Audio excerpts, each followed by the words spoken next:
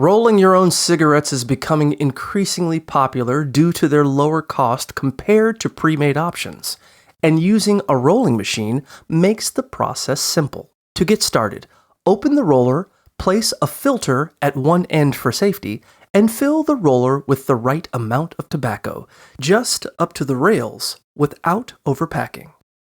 Ensure the tobacco is evenly spread. Click the roller to the closed position and roll it to secure the tobacco. Insert a strip of rolling paper with the adhesive side facing you, then roll until just the adhesive is showing.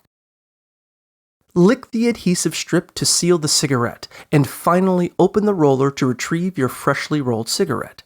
It may take some practice to achieve the desired consistency, so don't hesitate to adjust the amount of tobacco as needed.